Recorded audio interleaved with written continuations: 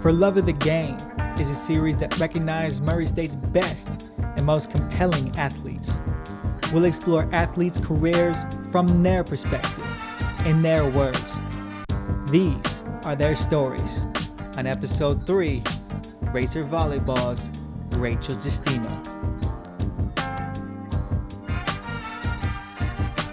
This is For Love of the Game. I'm Jonah King sitting here with Murray State Volleyball's Rachel Giustino. Are you sad that it's over, this long stretch of playing volleyball for you now that your college season is over, or are you happy to have gone on the journey? You know, I think it's a little bit of both. I will never get the experience of playing volleyball for my school again. I think that's been something so special in my life, especially getting to play with my best friend Alex since we were in 8th grade. But I am so thankful for the opportunity to have played here, and I know that all good things come to an end. There's a lot of sports you can start when you're like 4 or 5 years old, like playing t-ball, just hitting a ball off a tee.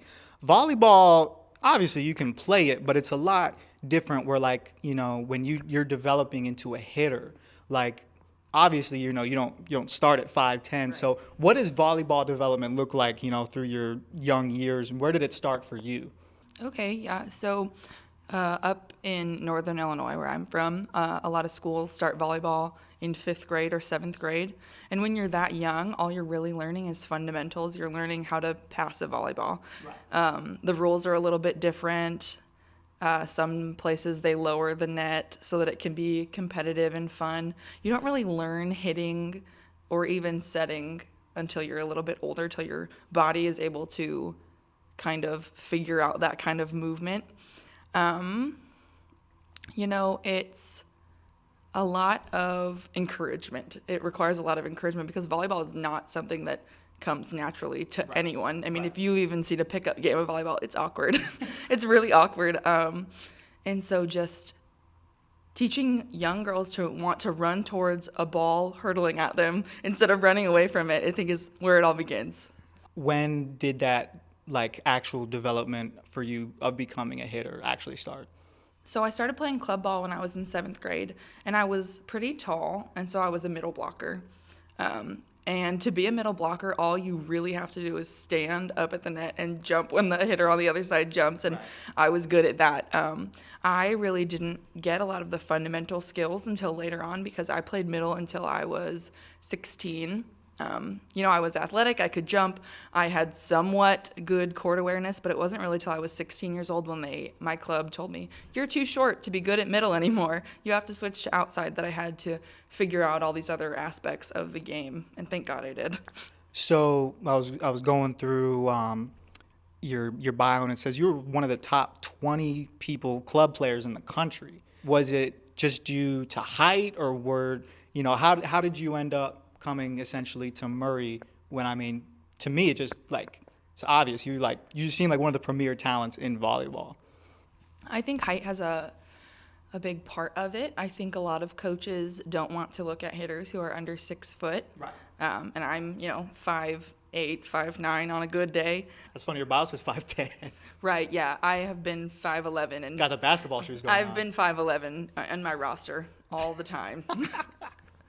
No, but I think that's even more impressive, though. I think it's a big bias in volleyball, but I think as, we're realizing that shorter girls can hit, shorter girls can jump, and I think you're seeing on some bigger teams that they're giving chances to girls who are under 6 foot, and I think that's the way volleyball should be going. I was going to say, because it seems like an athleticism thing for you where, you just get up, have you ever, tested, your vertical or whatnot? Is that just... They test it every year. I don't know what it is. That's weird.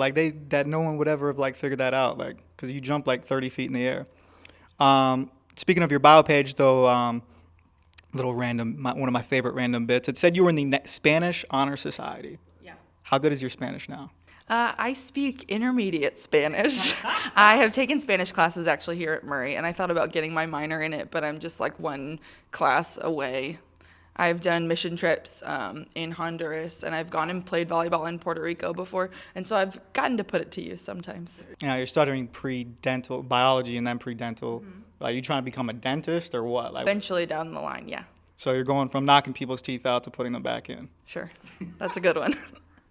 when you're playing pickup with friends and such, do you have to like tone it down? Or are you just like chilling out, like, or does everybody want you on their team because they know like if they need to end the game, you'll just. It's a little bit, you have to be really cautious because I can hit the ball as hard as I want at Becca Fernandez, and I know that it's not going to hurt her. Right. But if I was to do that with just friends who I was playing, a street game with, I would get some complaints. And it almost makes it a little bit less fun because you can't just rip the ball, but it's still fun. Now you played with Kaufmann since 8th grade. Was there Alex, I should say? I just use people's last names for whatever reason. Was there between you guys figuring out where you wanted to go to college? Was that a conversation, or was it just kind of on your own? You just ended up here. So we've been best friends since we started playing volleyball together, and so we went to high school together. We won a state championship together. We played on every club team imaginable together, and I committed to Murray State my junior year of high school. And Alex was really toying with the idea of not playing D1. She wasn't sure if that was the commitment she wanted to make, so she was looking at other schools, some D2 and D3 schools, and just trying to feel it out. But after our senior season, after we played an amazing high school season, won state in Illinois, and then we had a really phenomenal club season where I think we placed 8th or 9th in nationals in the 18s open division. She just kind of realized, like, hey, I want to keep playing at this amazing level. Like, I would be bored playing, at a lower level of volleyball. And previously, Coach Schwepker had reached out to her and said, hey, I think you're great. I've seen you play a bunch because I've come to watch Rachel, and I would love to have you on our team. Like, would you want to come for a visit? And she had turned him down because she wasn't really looking to play D1. But after she kind of had that amazing year, she wasn't ready to stop playing at such a high level. So she came on a visit and ended up here, and I couldn't be happier. Oh, that's sweet. And speaking of kind of that camaraderie, I've seen now a lot of these different sports teams, and the level, of like teammates always seems a little bit different. With volleyball, it just feels like there's such a high level of camaraderie and then also communication. Is that just something that goes into creating a really good volleyball team? Or is that just kind of how it is with all volleyball teams, where it's just like it's imperative that every team is communicating and every team kind of has like this not kumbaya, but like, they're always, circling up and, conversating. I think it is kind of like a nature of the beast. You have to communicate with these 15 girls or you're going to lose. There's no way around it. Especially, I think, in the way that Murray State's volleyball program is especially challenging. We're put through a lot of mental stress with the system that coach has put in place during practice. So we just kind of have to turn to each other. We're each other's rocks. We're each other's safe haven because we're the only one that understands what we're going through. There's nothing more fascinating to me. Coach Schwepker has this very unique style that I don't think I've ever heard of any other coach using. So if you could explain it to me, just so I can, and just to the people, what his system for getting starters out, because to me it's absolutely crazy. Sure. So basically every day in practice we play a volleyball game, a full volleyball game. Sometimes the rules will be a little bit different. Sometimes you'll have one less player, one more player, or you can't score this way or that way. You have to, hit with your opposite hand. That never happens. We've had one where every time the ball went over the net, the rally became worth one more point. Wow. Who kept track of that? Coach. He's ambitious. Yeah. And so basically at the end of the day, you get a number and you get a score, and that I think is a little bit hard to swallow, and it's a little bit hard to come to terms with when you're a freshman. But I think going through the program, it's become something we're all used to now. People from either team, though, can everyone's assigned individual points from that game. Right. So you'll pull a number, and then there will be a random assortment of numbers on one side and a random assortment of numbers on the other side. And you and all of your teammates have to figure out how to win. And if you can figure out how to win, you get your 25 points for that game. That's fascinating. And somehow you win every time. Not every time. It seems like every time you've played in every game. So let's say you've seen plenty of, Ashley McBee sets. Is there what moment? Is it once the set is in the air or once you're in the air, you're going to score? It's probably right before I'm about to hit it. they teach you in volleyball to kind of look at your blockers for like a brief moment before you hit the ball. And so when you kind of glance over, look at the court and see what's open, that's kind of when you know. The point that you guys ended up losing to Morehead State, I call it the greatest point the Racers never scored, was when you were in that moment, was it more was it really exciting just because you got that standing ovation from the crowd, or once it was over, you're just like, oh my God, I'm tired? Actually, you can see at the end of it, I go, timeout.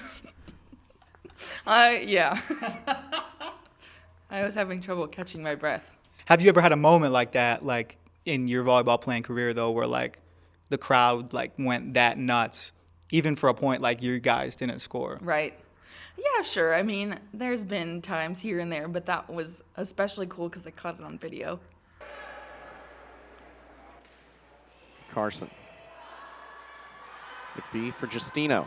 And Giustino off the blockers. Roki. McBee trying to send it over first time. A bit of a scramble here, but Lohmeyer will take a swing at it. Fernandez is there, though. Giustino. With a scramble, and that one's sent over. Giustino, and that was a great defensive play there by the combination of Giustino and McBee. Lohmeyer again. Another dig by Fernandez. The far side, Giustino. Witten with the dig. Lohmeyer again. Holdhouse. Giustino. Great rally here as Lohmeyer sends it over. McBee, Giustino, another try on this one. Sends it cross net. Lohmeyer with another swing. Giustino. And another dig. McCarson on that one. Lohmeyer to push it over. Giustino is there, and this will be a free ball. Goodness. Holdhouse there on the play. Lohmeyer again. Fernandez, and she cannot handle it. And the Eagles get what's is an insane point. It seems that your friend, Alex, it's funny that you bring up she came after you, because now at this point forward, she seems like the vocal leader of the team. But for you, do you feel like you do any leadership things behind the scenes that we don't see? Because obviously we see her talking and people just, the person talking, they think's the leader. But are you behind the scenes like helping foster and grow, or is that a whole team thing? Is that a coach thing? I think definitely Alex is an amazing vocal leader. She just has that skill. She always has been great at communicating. I do not have that skill.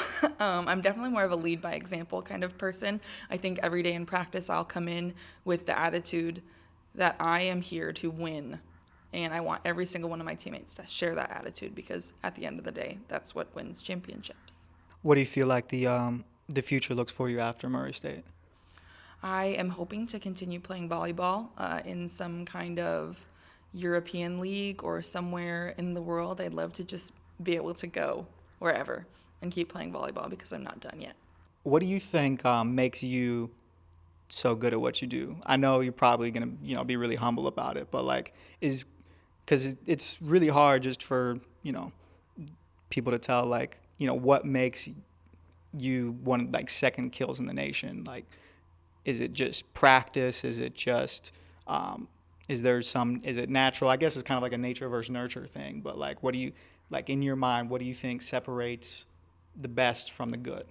Sure, I think it's a little combination of both. I think I was blessed with being fairly athletic, and in that I've had a lot of people believe in me along the way. I've had a lot of coaches who have pushed for me to become better because they saw something that I didn't.